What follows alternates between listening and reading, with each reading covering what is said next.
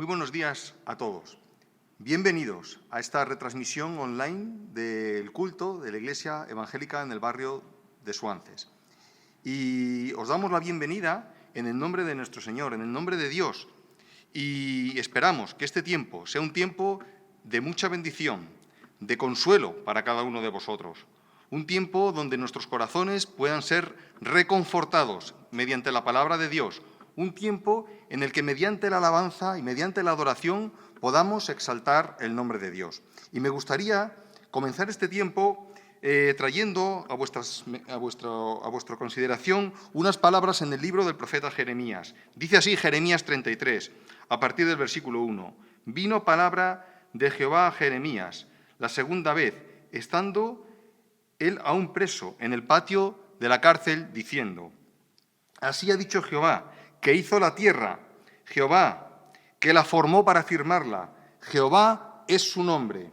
Clama a mí, y yo te responderé, y te enseñaré cosas grandes y ocultas que tú no conoces.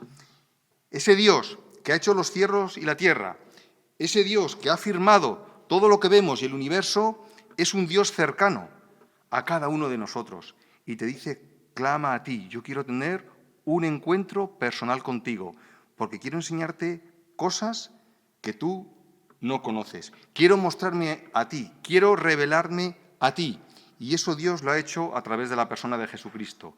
Y es hoy, en esta mañana, al que vamos a exaltar, a ese Jesucristo que nos revela la majestad de Dios, que nos revela su gracia y que nos revela su gloria. A es Él al que vamos a adorar y a es Él al que vamos a escuchar a través de su palabra y a través de la predicación. Que Dios os bendiga.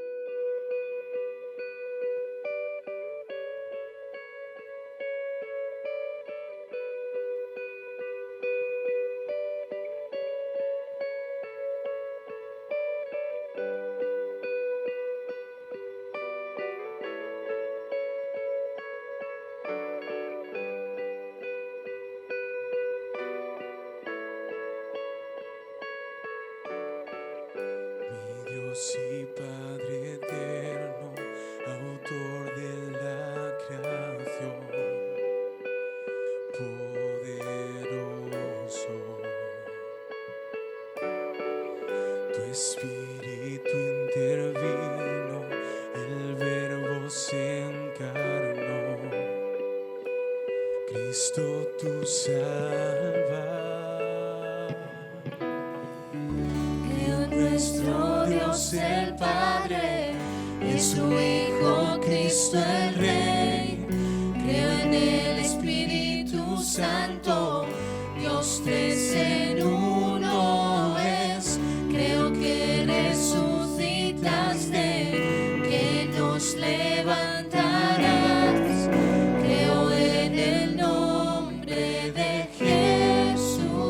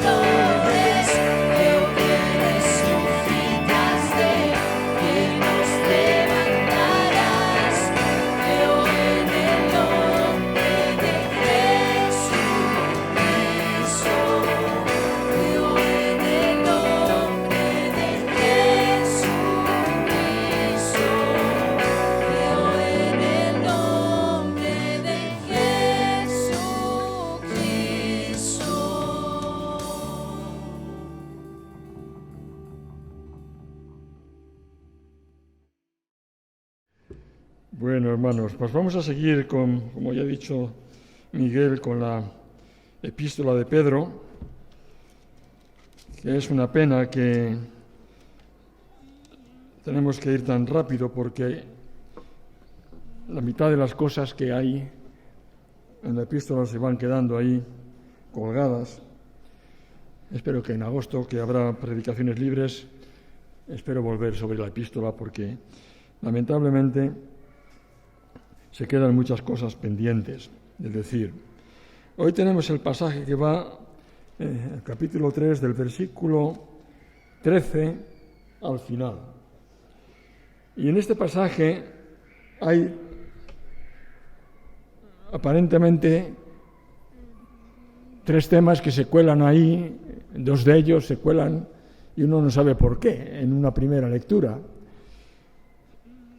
Está hablando de la persecución y después el apóstol menciona cuestiones de otro tipo que parece que no tienen nada que ver con lo que dice el tema. Pero vamos a ver esta mañana precisamente que no es así. El primer tema de los 3 ocupan el versículo 13 al 18, que lo vamos a leer. ¿Y quién es aquel que os podrá hacer daño si vosotros seguís el bien? Mas también si alguna cosa padecéis por causa de la justicia, bienaventurados sois. Por tanto, no os amedrentéis por temor de ellos, ni os conturbéis, sino santificad a Dios el Señor en vuestros corazones y estad siempre preparados para presentar defensa con mansedumbre y reverencia ante todo el que os demande razón de la esperanza que hay en vosotros, teniendo buena conciencia para que en lo que murmuran de vosotros como de malhechores sean avergonzados los que calumnian vuestra buena conducta en Cristo. Porque mejor es que padezcáis haciendo el bien, si la voluntad de Dios así lo quiere, que haciendo el mal. Vamos a dejarlo aquí, la lectura, en primer lugar. Una pregunta con que arranca el pasaje. ¿Quién es aquel que os podrá hacer daño si vosotros seguís el bien? Una pregunta que inicia el párrafo deja clara una realidad muy importante. Y es el hecho de que si Dios quiere, y como leímos también en el primer capítulo de esta epístola, porque es necesario, si Dios quiere, porque es necesario,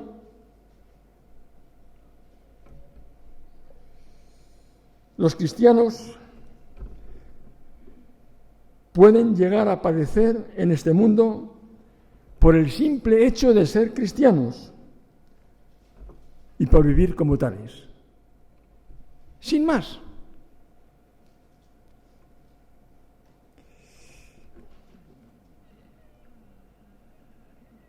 Los destinatarios directos de la carta lo estaban experimentando.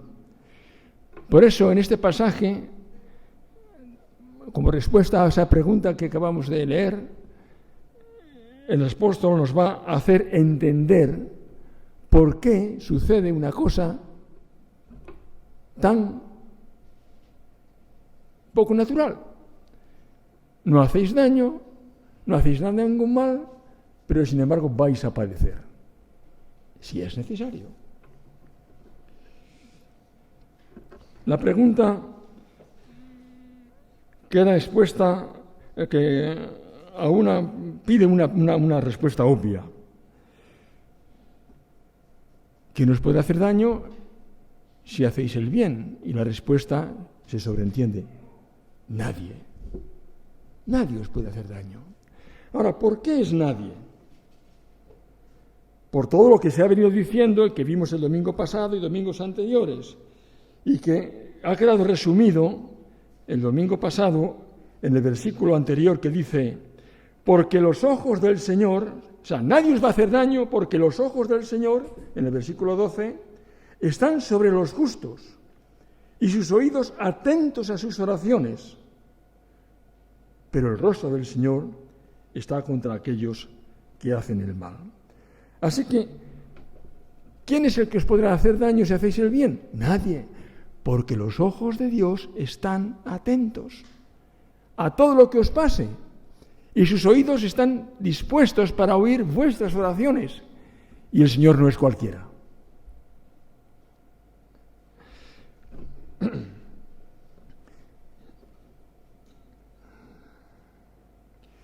el pueblo cristiano está bajo la protección de Dios. ¿Por qué? Pues porque no es un pueblo cualquiera, sino el pueblo que ha sido adquirido, redimido y santificado a precio de sangre. La sangre inocente del Hijo de Dios, el Cristo, el Mesías, nuestro Salvador. También es un pueblo que está llamado a vivir en el poder del Espíritu, que es lo que vimos también el domingo pasado, a no hablar mentira, a apartarse del mal, a buscar la paz y la santidad. Es un pueblo especial, con un llamamiento especial, con un propósito especial y único, con un objetivo. No es cualquier pueblo. A este pueblo Dios protege de todo enemigo y guarda. Y si leemos tantos pasajes como hay en la Biblia, tantas promesas acerca del cuidado que Dios tiene de su pueblo, pues nos quedaríamos atónitos. Y ahí tenemos ese pasaje tan conocido de Corintios. No os dejará ser probados más de lo que podéis soportar. Y muchas cosas más que podemos ver en otros pasajes. Ahora, entramos entonces en el tema. Esa es una realidad, lo que acabamos de decir. Ahora bien, si alguna cosa padecéis por causa de la justicia, bienaventurados sois. Esta es una frase contundente. No es una desgracia, es una bienaventuranza. El Señor Jesús que dijo en el Sermón del Monte: bienaventurados aquellos que sufren persecución por causa de la justicia.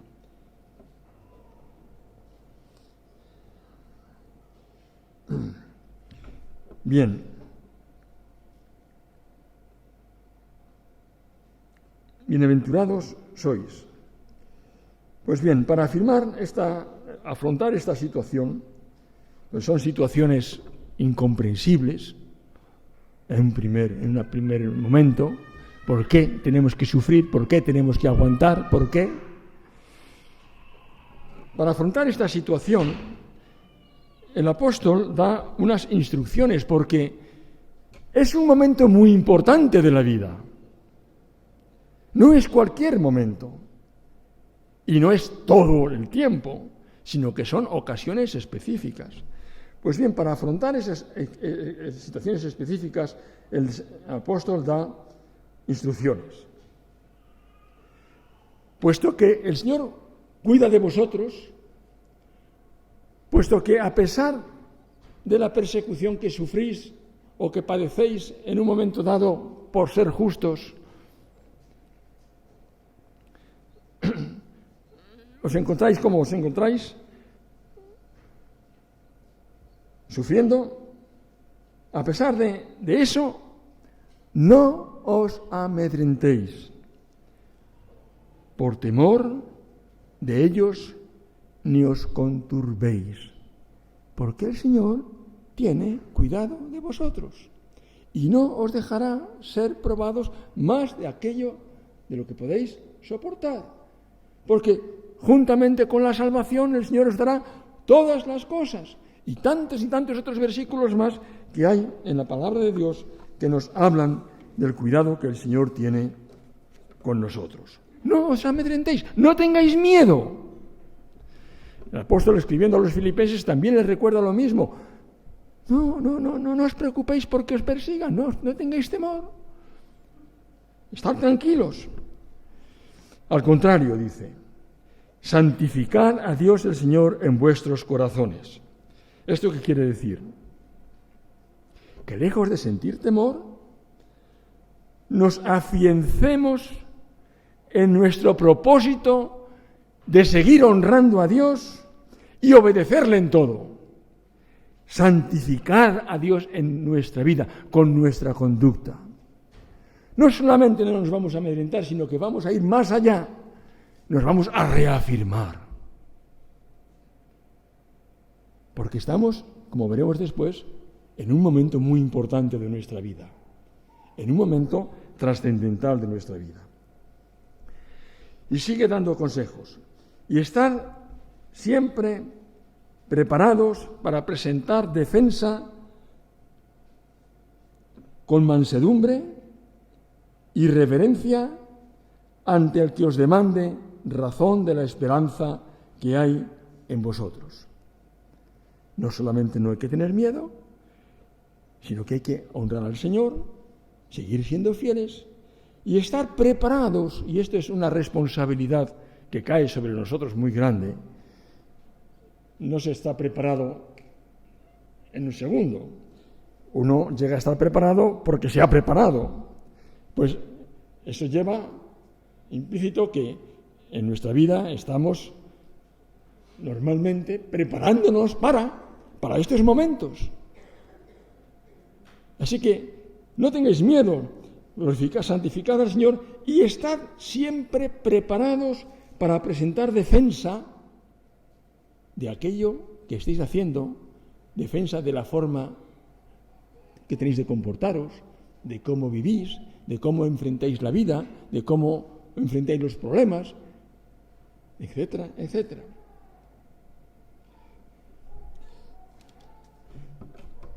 Tenemos una fe y una esperanza que nos mueve. Y esta fe y esta esperanza que nos mueve, hemos de explicarla con mansedumbre y reverencia. Lo que viene a decir humildad y temor de Dios. Mansedumbre de cara frente a Dios y reverencia ante Dios. No es ante los hombres, es ante Dios. Porque estamos santificándole, estamos honrando su nombre. Así que exponerlo todo con mansedumbre y reverencia, en humildad y temor de Dios, no con una actitud agresiva o chulesca, o ofendiendo al otro, ofensiva, o soberbia, o de autosuficiencia, de menosprecio, no, sino con humildad, en santidad, en el temor de Dios. Dice más, tened buena conciencia, es decir, la confianza de haber actuado de acuerdo con el carácter y voluntad de Dios. No nos remuerde nada la conciencia, ni lo que estamos haciendo, ni lo que te estoy diciendo, ni cómo te lo estoy diciendo. Tranquilo, sabiendo lo que estoy haciendo, para que los que murmuran de vosotros sean avergonzados cuando calumnian vuestra buena conducta. Esa es una vergüenza que sentirán bien en ese mismo momento, o si no, si el Señor así no lo dispone, será en el momento en que el Señor les llame a juicio, cuando les llame a pedir cuentas, a dar cuentas. Entonces, los que actuaron de tal manera serán avergonzados, porque fueron contra los inocentes, contra los que nada mal hacían. ¿Por qué? Porque ellos sí que iban con soberbia, ellos sí que iban con mala intención, ellos sí que iban con otras intenciones. Cuando nosotros estamos en una situación así, hermanos, estamos inmersos en pleno testimonio ante el mundo, testimonio de lo que somos y de lo que creemos. Es un momento muy importante. Termina el apóstol esas recomendaciones diciendo: mejor es que padezcáis haciendo el bien, si la voluntad de Dios así lo quiere, que haciendo el mal. Padecer por hacer el mal no es sino cosechar lo que hemos sembrado. Si te pasas la vida mintiendo, tarde o temprano se va a descubrir. Si robas o cualquier otra cosa más, de las muchas que se pueden hacer, tarde o temprano, como dice la palabra, el pecado te alcanzará. Y habrá que pagarlo, y pagar por ello. Has sembrado y tendrás que recoger el fruto. Por eso es mejor que padezcáis haciendo el bien.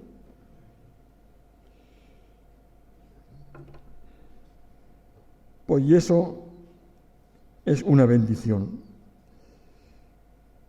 Porque será la voluntad de Dios. Curioso, ¿eh? En un momento dado, la voluntad de Dios para nuestras vidas puede ser que suframos por hacer el bien. Esto es lo que enseña aquí este pasaje, hermanos. No es una cosa que nos estemos inventando. Pero ¿estás dispuesto a afrontar esto? ¿Estoy yo dispuesto a afrontar esto? Este es un problema que nos planteamos muchas veces en la vida.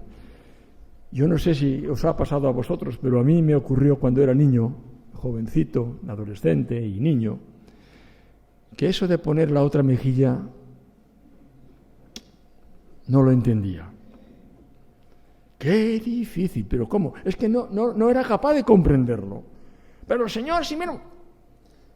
Y yo en mis años de niñez, que me he criado en la calle, pues yo recuerdo peleas con los niños allí en el barrio, a los 8, a los 9, a los 10, a los 11, a los 12 años, a puñetazos, a pedradas, a ver quién daba primero. Y yo leía en la Biblia, poner la otra mejilla, y no lo entendía. Pero ahora estamos hablando de eso, de poner la otra mejilla cuando te vienen a perseguir, a hacer daño, porque estás haciendo el bien. Porque estás actuando en amor, estás actuando en justicia, estás defendiendo la verdad, estás actuando en verdad. No te identificas con la injusticia. No te pones del lado de los que deshonran a Dios.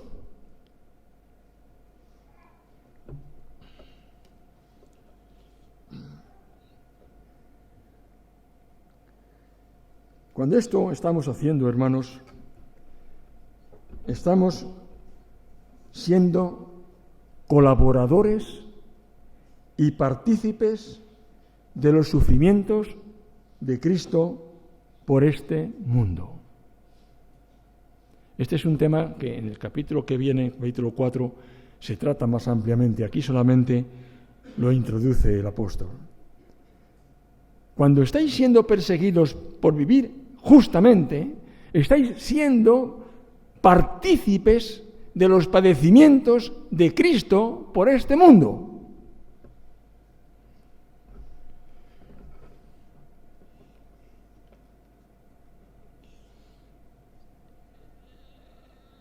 Los versículos que siguen nos confirman lo que estamos diciendo.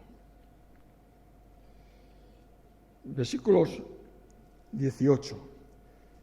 Porque también Cristo padeció una sola vez por los pecados, el justo por los injustos, para llevarnos a Dios, siendo a la verdad muerto en la carne, pero vivificado en espíritu.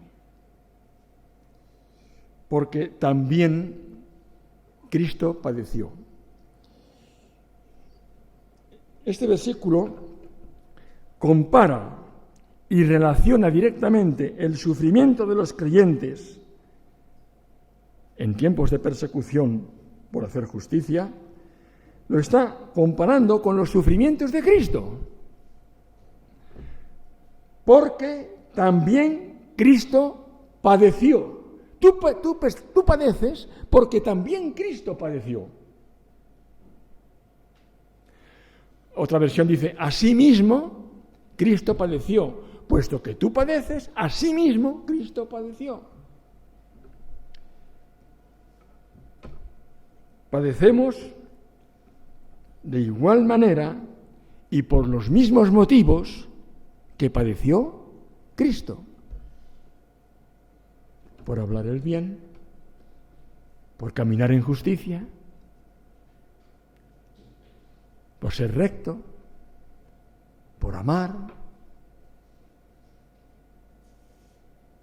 Pero igual, exactamente igual.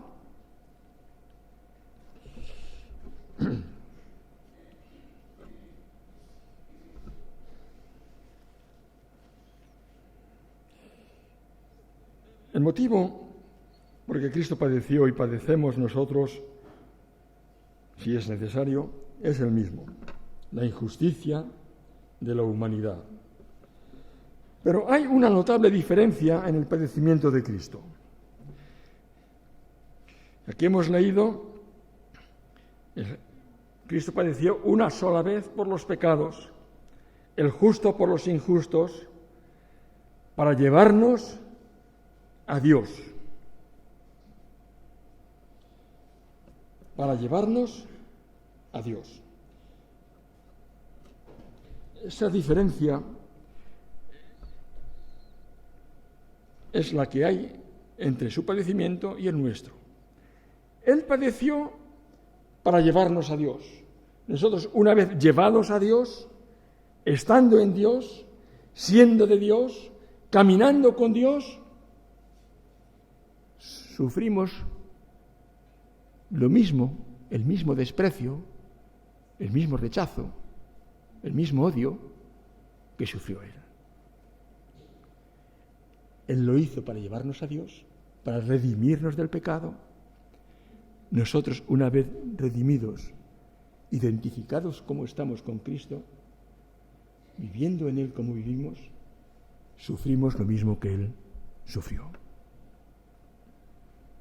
No sé si queda clara la idea, si nos damos cuenta de lo que estamos diciendo. Hermanos, que padecemos como cristianos cuando vamos por este mundo andando como Dios manda. Y cuando no das la razón a la injusticia, cuando no eres cómplice de la mentira,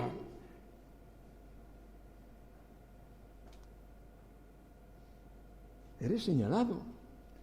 Cuando no les acompañas en la droga, cuando no te sientas con ellos para emborracharte, cuando no visitas los prostíbulos,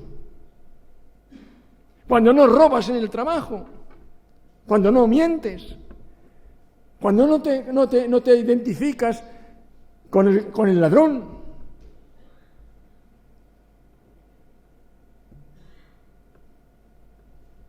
Esto es muy importante y es muy serio, porque cuando estamos padeciendo por estas cosas, estamos sufriendo igual que Cristo sufrió. Por eso dice que somos partícipes de sus padecimientos. Y somos bienaventurados, porque tenemos el privilegio de vivir en la verdad.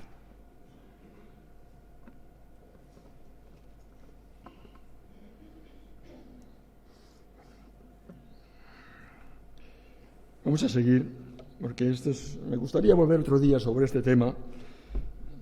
Ya, quién sabe, si el Señor nos lo permitirá. Pero vamos a seguir.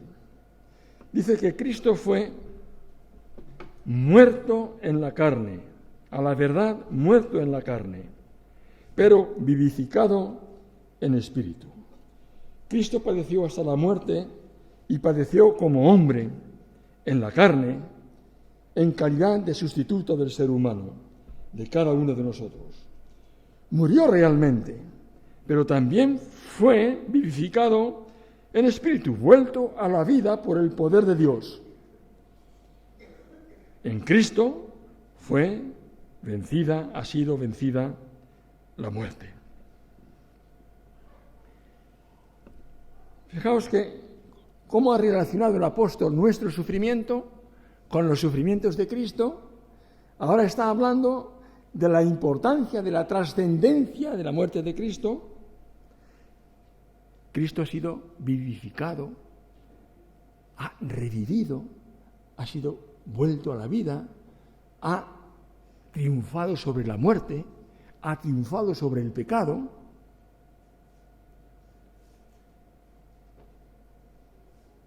Hay una noticia ahí importantísima, un acontecimiento extraordinario. Es el acontecimiento que nos lleva a nosotros a sufrir y a testificar en el mundo. Ha habido un cambio grande. Ahora hay vida, hay perdón, el pecado ha sido vencido, hay camino de santidad, hay camino de esperanza. Es una noticia de alcance universal.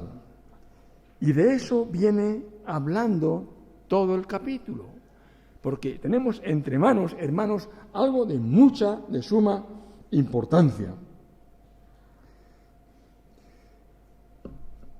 La justicia de Dios.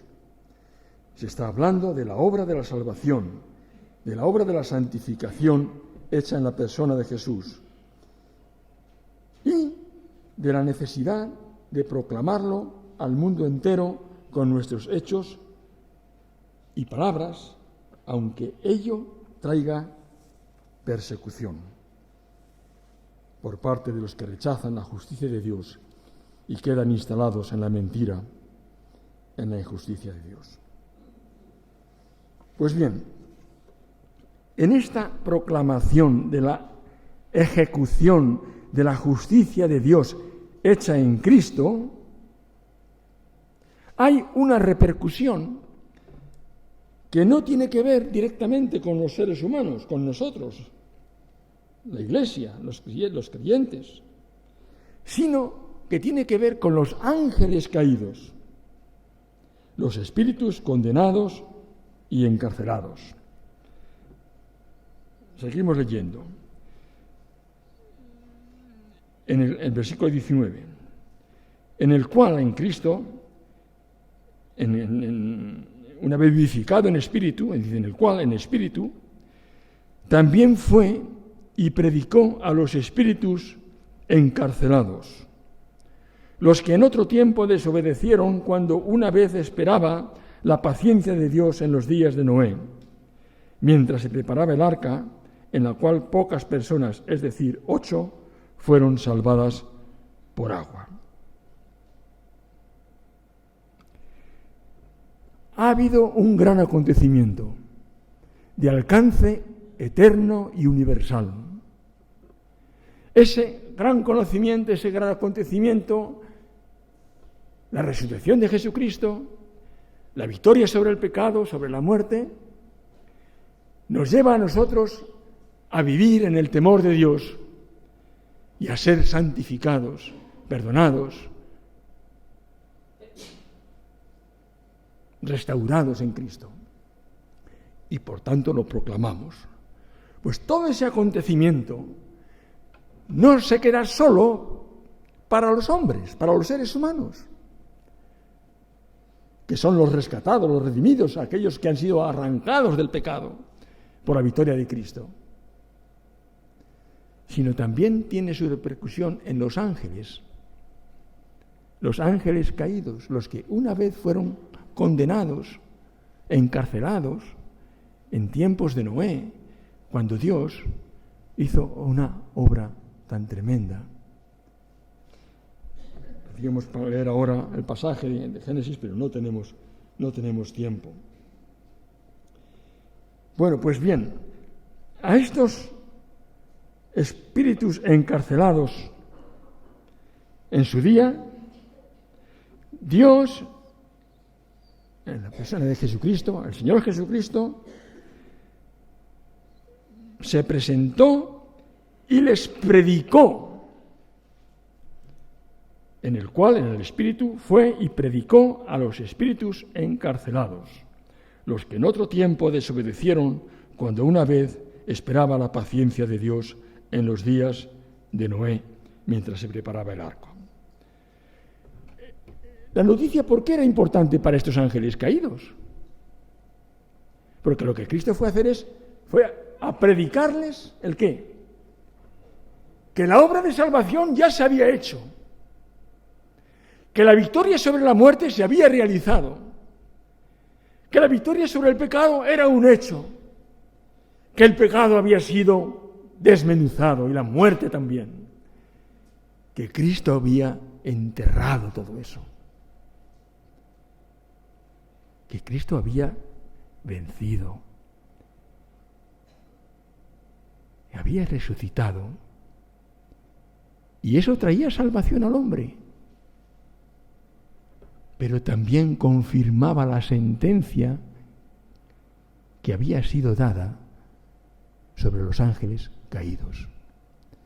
Su sentencia estaba hecha firme, estaba confirmada. La derrota del diablo estaba confirmada.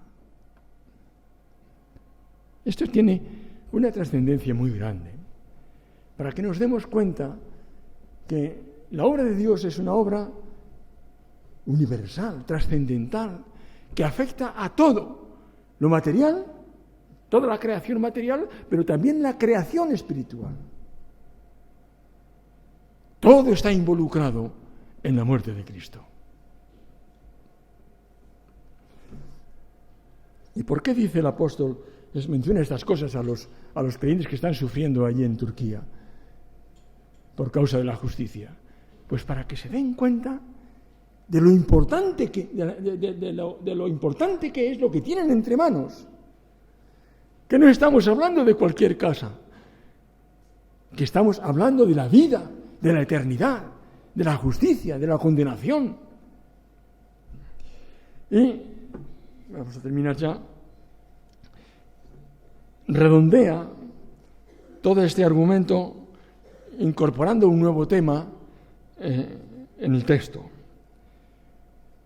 El versículo 21. Vamos a leer otra vez el 20. Los que en otro tiempo desobedecieron cuando una vez esperaba la paciencia de Dios en los días de Noé, mientras se preparaba el arca en la cual pocas personas, es decir, 8, fueron salvas por agua. El bautismo que corresponde a esto ahora nos salva, no quitando la inmundicia de la carne, sino como la aspiración de una buena conciencia hacia Dios por la resurrección de Jesucristo, quien habiendo subido al cielo está a la diestra de Dios, y a él están sujetos ángeles, autoridades y potestades. Aquí el bautismo viene a ser otro argumento más que emplea el apóstol Pedro, para que los hermanos entiendan dónde realmente están, cuál es su posición, cuál es su poder y cuál es su privilegio. Y compara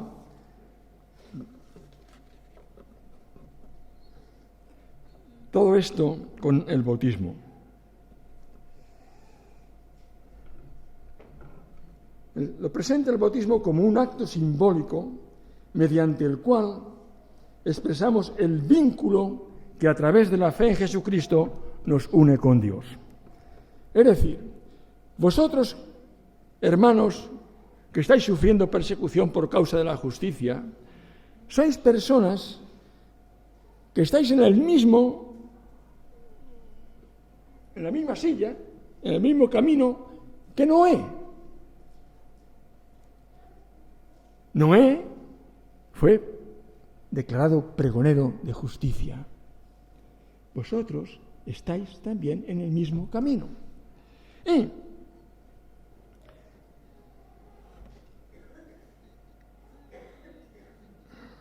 de la misma manera que Noé sufrió y salió indemne del juicio de Dios, vosotros también habéis salido. El diluvio ocurrió en días de Noé y fue un juicio que afectó a toda la humanidad entonces. Solo 8 personas fueron salvas: Noé, su esposa, sus 3 hijos y las esposas de sus hijos. Fueron salvados por agua o a través del agua. pero no por un acto caprichoso de Dios, sino porque confiaban en Dios, según leemos en Génesis. Aquellas 8 personas eran las únicas 8 personas de toda aquella generación que creían en Dios, que confiaban en Él. Y fueron, por consiguiente, salvas del juicio que condenó a toda la humanidad entonces. Pues pensad en esto.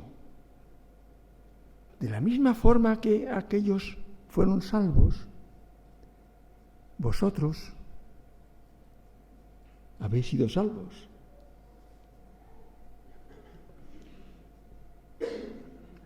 Y lo habéis expresado en el bautismo. Este acto de salvación a través del agua de quienes creían en Dios es comparado con el bautismo, un acto simbólico en el que representamos, porque el bautismo es una representación, en el que representamos nuestra salvación del juicio de Dios. En el bautismo somos sumergidos en el agua, muertos, y levantados de ella, resucitados. Y así representamos nuestra muerte espiritual con Cristo al pecado y nuestra resurrección con Él a una nueva vida. ¿Sois salvos? Pues bien, en este sentido figurado, el bautismo nos salva mediante la resurrección de Jesucristo. No porque el agua limpie nuestros pecados, sino porque en el bautismo estamos anunciando públicamente nuestra plena confianza en Dios y el deseo de servirle con buena conciencia. Nos estamos identificando con Dios, estamos creyendo en Él. Lo importante es que Cristo ha resucitado, triunfando sobre el pecado y la muerte, dándonos la vida. Y ya vamos a terminar con un pensamiento. ¿Por qué menciona aquí el apóstol a Cristo glorificado, quien habiendo subido al cielo está a la diestra de Dios? Para que nos demos cuenta, para que no nos distraigamos del hecho de que nosotros no dependemos de cualquiera. Dependemos del Cristo, que no solamente ha vuelto a la vida resucitando de la muerte, sino que ahora está ocupando el trono de Dios. Sobre todo principado y potestad y autoridad y sobre todo nombre que se nombra. Vosotros que estáis sufriendo por causa del Evangelio, estáis bajo la protección del que está sentado en los cielos, del que es Señor.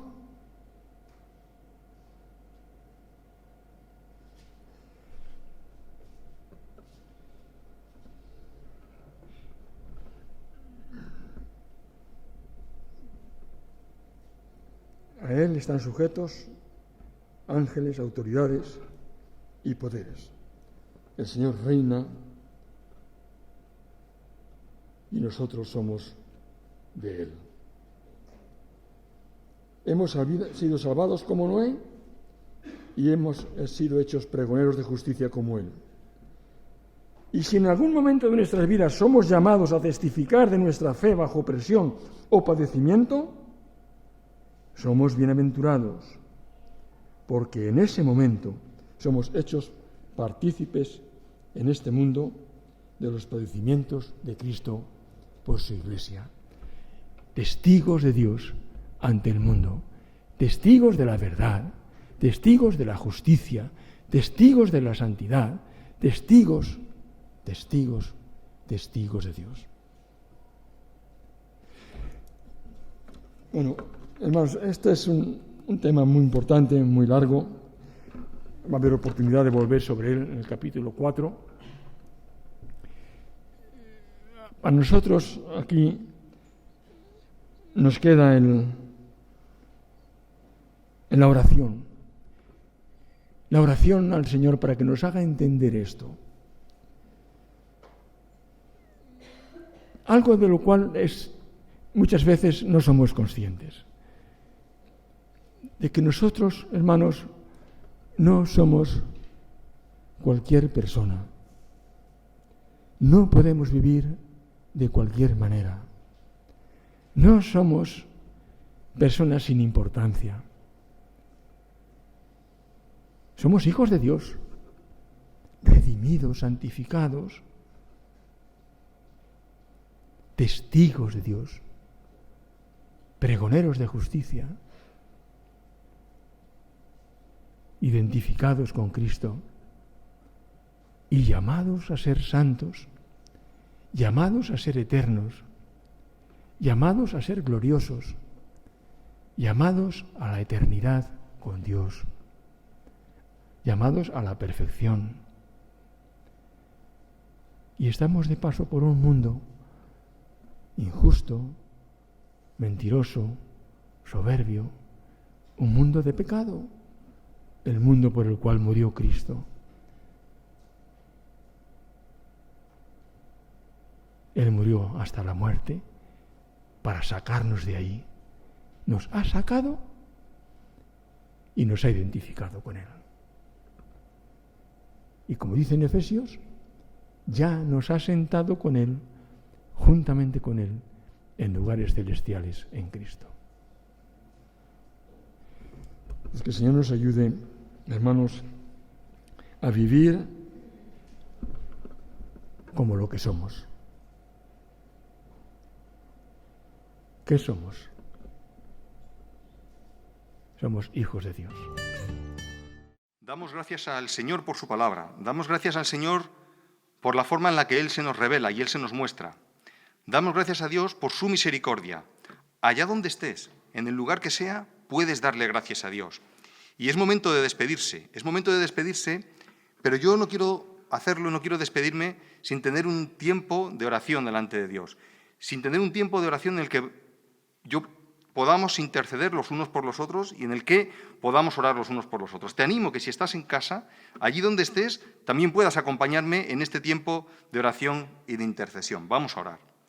Señor, gracias por este día, gracias por este tiempo, gracias por tu misericordia en nuestras vidas, gracias por tu palabra, gracias porque nos has permitido alabarte, Señor, porque nos has permitido dirigirnos a ti, Señor. Y clamamos a ti, Señor, sabiendo que tú cada día te nos quieres revelar y te los quieres mostrar más y más, Señor. Rogamos, Señor, por cada hermano, por cada persona que ha visto esta retransmisión, Señor, que tú los bendigas, Señor, que tú guardes sus corazones, Señor, que tú te muestres a ellos de forma muy especial, Señor. Guarda sus vidas y sus familias, Señor.